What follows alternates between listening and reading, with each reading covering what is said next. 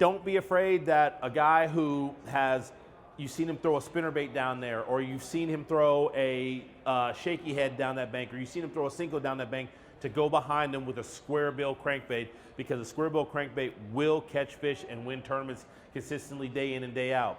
You know, prime example is the last tournament they had at the Louisiana Delta, where Kevin Van Dam and Aaron Martins both throwing spinnerbaits, leading the tournament. Well, what Van Dam had is Van Dam had a couple of them that slapped at that spinnerbait and didn't need it. To him in his mind, he needed to change baits. That's where the Squarebill came in.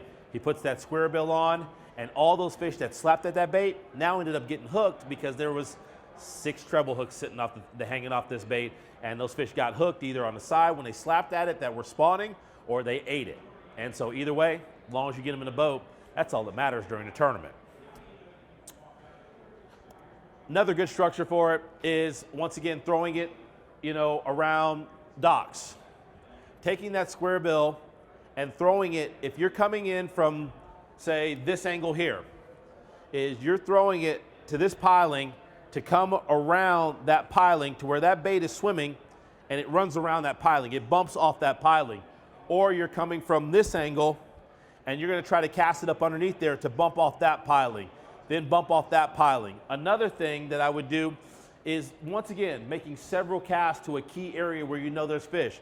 Taking that Squarebill crankbait and being on this side of it, throwing it back here and bumping every single one of those pilings that it comes around. I can't tell you how many times I've taken a Squarebill, thrown it down dock piling, and missed the piling. And then the next piling, I actually bump it off the piling and you get a strike. How many guys want to make a paycheck every single tournament? You can't really have both. There's only one guy that does that, and that's Kevin Van Dam. And for some reason, he's figured out how to win tournaments and cash checks almost every single tournament. So you got to think about the approach that you want to take. For all the young guys who are just getting started in tournament fishing, who want to try to make a career, I'm going to tell you to go that first route of just power fishing to be consistent. Because when you're consistent, you're consistently cashing checks, you're making championships. When you're making championships, the sponsors are going to come to you. If you're not making championships, sponsors ain't coming to you, because you really don't have much value to them.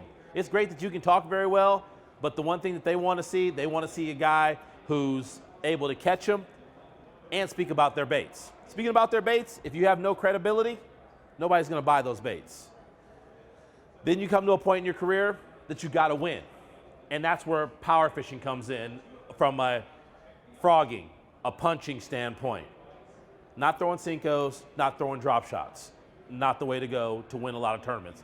Drop shot will win tournaments on the Great Lakes, but Aaron Martin's a prime example of that. He's one of the best drop shot fishermen out there. How many tournaments have you ever seen him that he solely won the tournament on a drop shot? None.